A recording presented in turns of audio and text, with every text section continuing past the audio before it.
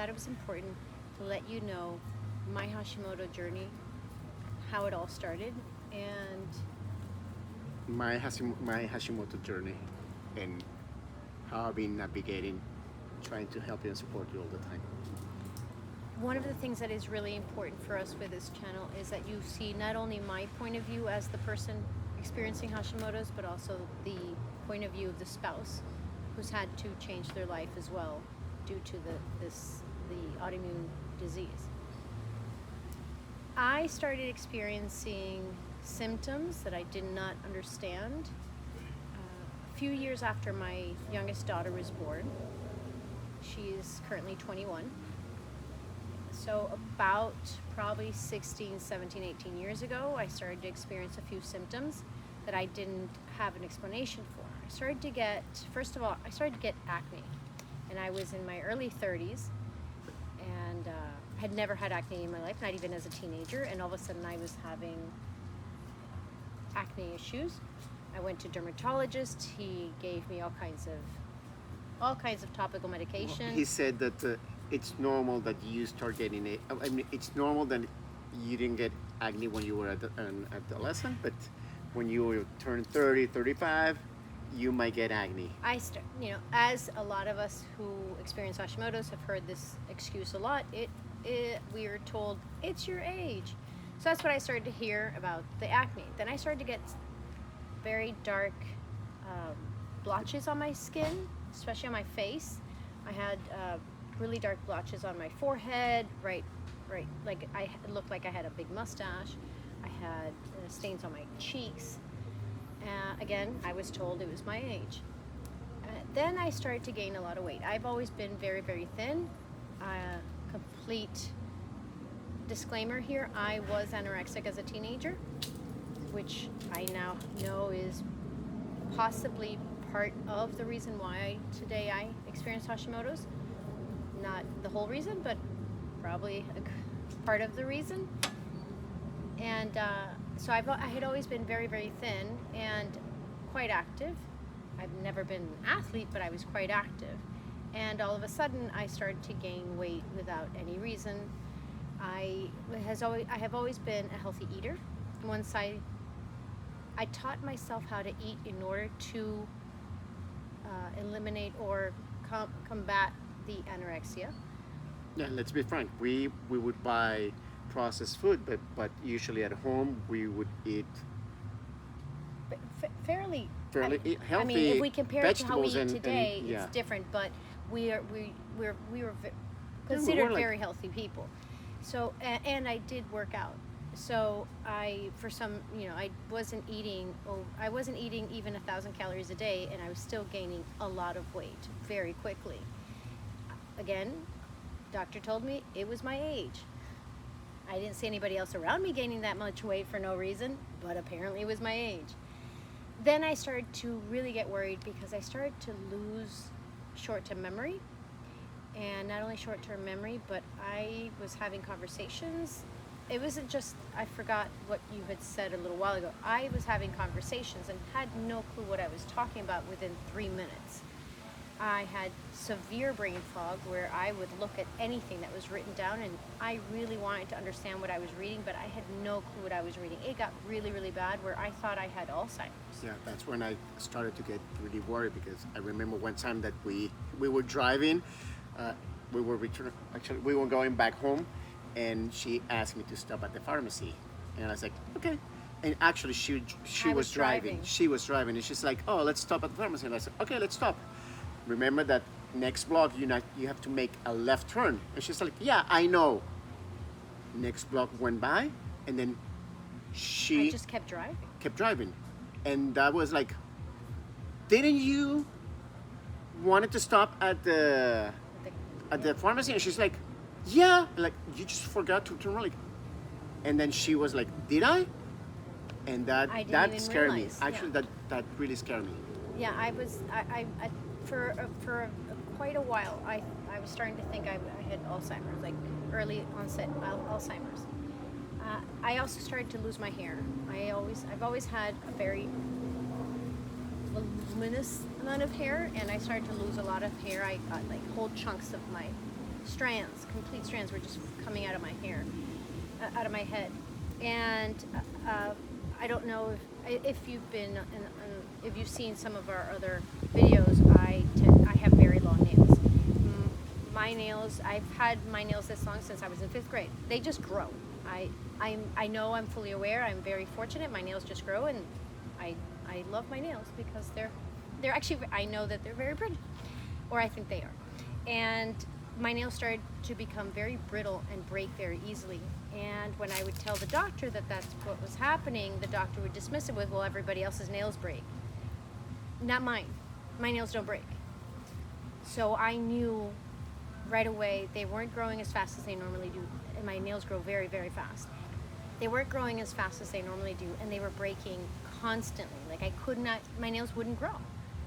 So I knew that something was up, but I kept hearing, it's your age, you're exaggerating. And we kept going to doctors, and they were telling you. I mean, we kept going to the dermatologist, or we kept going to the. I went to several internal medicine doctors, and I went to an endocrinologist, who was supposed to be like the biggest thing. Well, but let's go back. That's when I had when we finally diagnosed. Yes, you're right. So Let's go back. So how did I get diagnosed? Well, unfortunately, I was in a car accident. I was by myself, and the car in front of me just slammed their brakes. I hit the car in front of me, and luckily nothing happened to me. But I did go get checked and to see everything, just make sure everything was fine. And I was told to take, that I only had whiplash, that I was given 2 medications to take. One I can't even remember because it was a complicated name. And I had already been experiencing strong reactions to all kinds of medication. I had visited the ER for taking Sudafed once, and I had a complete total allergic reaction, and some other medications as well. So when I didn't recognize what they were sending me, I said, I'm not taking that because I don't know how I'm going to react to that. But the other medication they asked me to take was ibuprofen, and I figured, okay, I know what that is, I can take that. Well, lo and behold, within 2 days, I was in the hospital in the emergency room with a horrible allergic reaction to ibuprofen.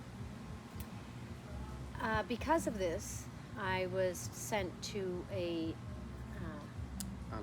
allergologist, allergist doctor, and had a crazy amount of tests done to see what it was, everything I was allergic to, because I had never been allergic to anything, and all of a sudden I've been having reactions to everything.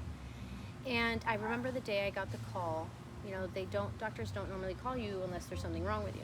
And I got the call, which was the wrong way to do this, people. Doctors, please don't do this. The nurse called me and said, the doctor needs to speak to you about your results, but she's at lunch now. She'll call you in about an hour and a half.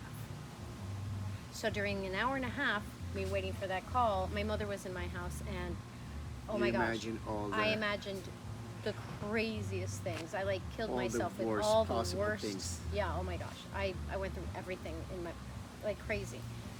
When the doctor finally called me, all she could say was, I don't know what's wrong with you, but you've got something in your neck. And she kept telling me, touch your neck, there's something in your throat. And I had the phone in one hand, and I kept telling my mom and Christian, she says there's something in my neck. There's something in my throat. And I kept touching myself, and she kept saying, there's got to be something there. I kept going, I don't feel anything. And they all touched me. I'm like, we don't feel anything. She said, well, you need to go see a specialist because there's something there. Okay. Luckily, I have several doctors in my family, so I sent all the blood work, all the results to one of my doctors who is internal medicine, and he, within minutes of looking at the results, he said, oh, you have Hashimoto's. What? I have what? Yeah, you have Hashimoto's. Unfortunately, he is a traditional doctor, so his response was, there's nothing to do about it. Sorry, you just have to live with it until it kills your thyroid. That was not a response I was willing to accept, or. Well, but you started to research what Hashimoto was, and you started to going into more immediately knowledge. That instant I started Googling everything I could about Hashimoto's and started to go visit as many doctors as I could to find somebody who would help me and wouldn't just say, too bad. And I went through 7 different doctors. I was called crazy. I was told I was too much of a type A. I was told I needed to go see a shrink. I know that most of us have gone through exactly the same thing. So I have not met yet. I still have not met one single person that I've talked to in person who has or is experiencing Hashimoto's who has not had the same exact experience trying to find a doctor. And for me as a spouse, it was kind of like a dilemma because I trusted your symptoms and your feelings, but again, like we have a doctor telling you something, so it's kind of like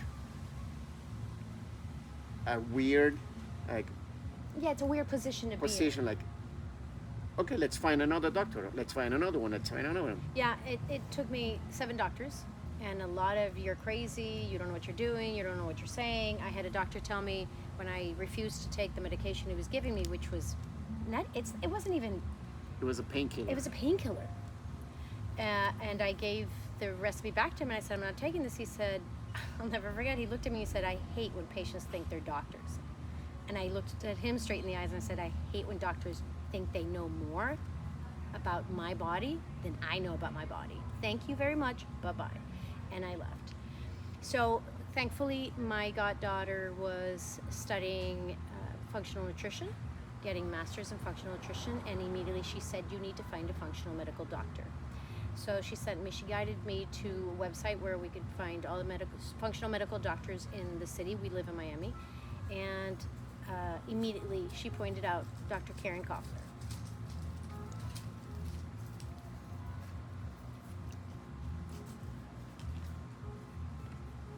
Should we say her name here? Yeah, why not? It still makes me emotional because the day I met Dr. Koffler, my life changed. My appointment with her was supposed to last 60 minutes. I was in there with her for 3 hours. For 3 hours. She listened to everything I had to say. She asked me everything. She asked me if I was a C-section baby, she asked me about everything I've been through in my life, the amount of stress I've been through, little T traumas, big T traumas. She asked me everything. Not once did she tell me I was crazy. Not once did she tell me I was making it up in my head that I just needed to, like I was told by another doctor, you just need to shut your little mouth and move your little ass because I know you're kind. You just want to lose weight without doing the work. Dr. Karen Koffler changed my life. I've been seeing Dr. Koffler for almost 10 years now, about 9 years now. And she's introduced me to some amazing things that have changed my life. Well, she started by helping you manage your condition. She was able to. She put me on Armour. I take it currently. The only medication I take is Armour because I do not naturally convert T4 to T3. I've never taken Synthroid or any of those, and I refuse to. I will never take those. I take a very, very, very, very low dose of Armour. I only take 50 milligrams of Armour on Tuesdays. 50 milligrams of Armour on Tuesdays, and every other day of the week I take 75. I'm sorry, no, I take 30 on Tuesdays. Yeah, and then 45. Yeah, and 45 the rest of the day. So I take a really, really low dose. Hashimoto is taking effect. Sorry. And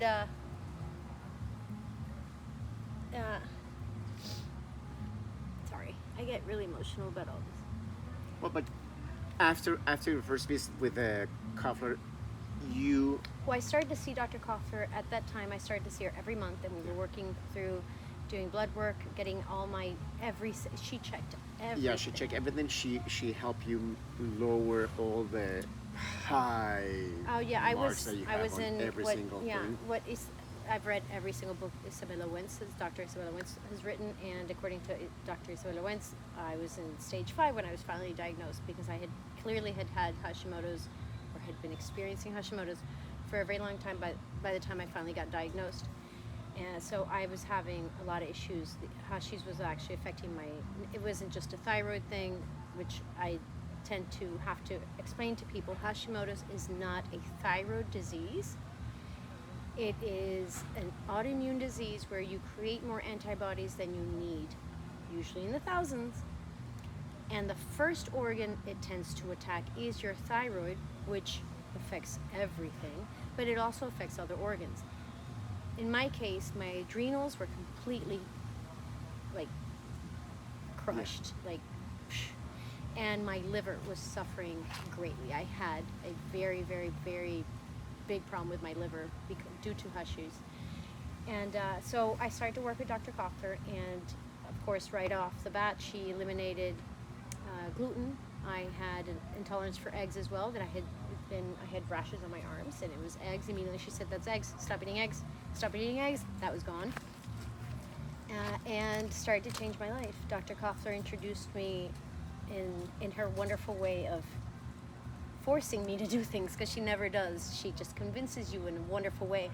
She introduced me to meditation, which has been life-changing. That's one thing that I know I'm going to be talking about on this channel, is meditation.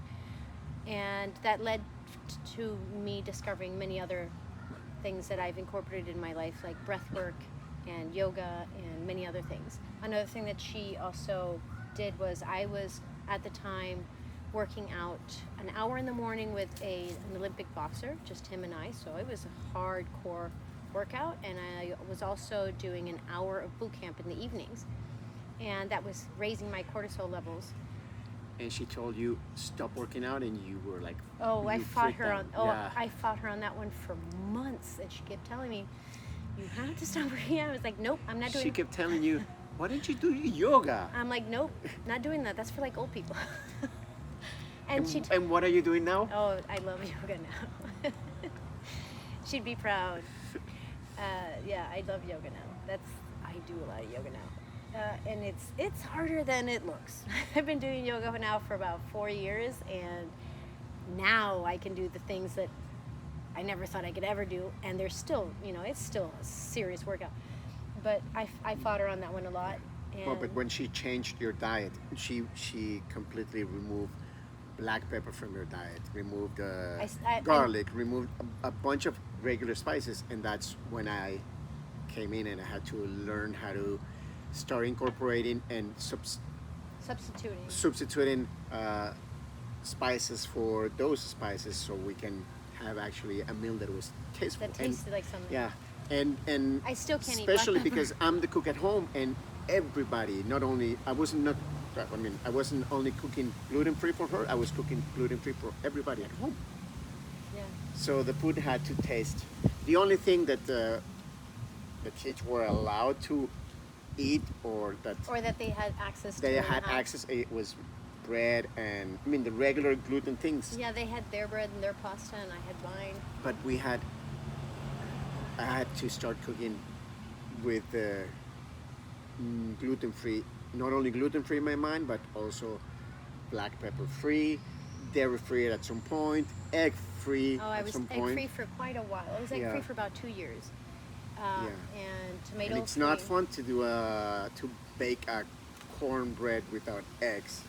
I now that I'm corn free, I've been corn free for almost a year. I want to see Thanksgiving cornbread done without cornbread. We'll see that. And that's why this channel is good for viewers, because it's you experiencing Hashimoto, and at the same time me experiencing Hashimoto. Yes, that's exactly the point. It's been 10 years since I was diagnosed, and it's still a roller coaster still to this day, but we keep learning, and I keep getting better.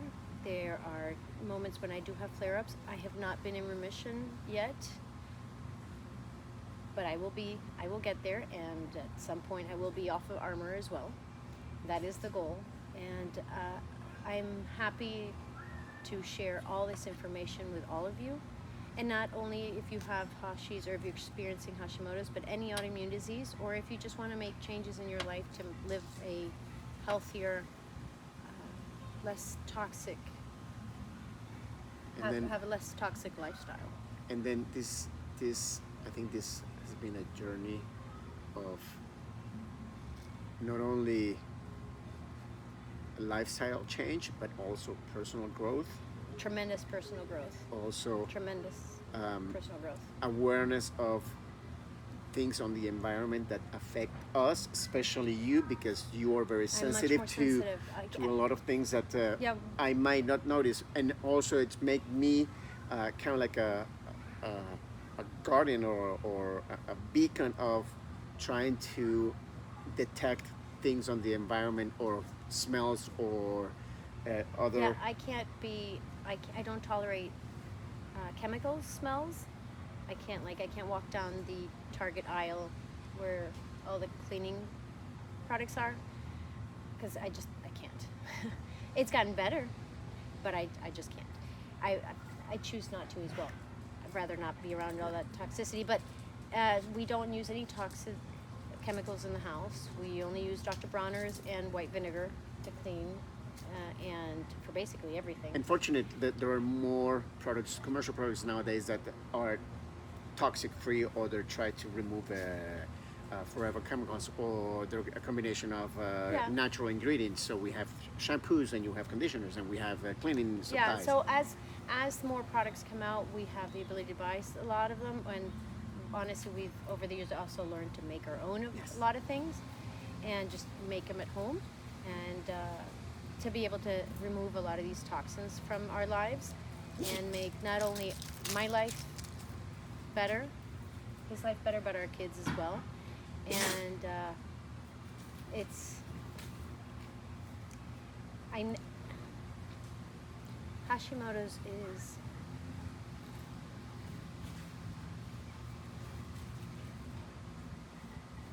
I believe that Hashimoto just didn't happen to you. it Actually, happened for me. happened for us, and made Yeah. us realize that we, even though we were living a healthy lifestyle, we could. Yeah, eating fruits and vegetables and whole grains and isn't necessarily just that. Living a healthy lifestyle isn't just that. Yeah, it's more than that. I've learned, thanks to Hashimoto's, I've learned to love myself. I learned to accept myself. Learned to be patient with myself.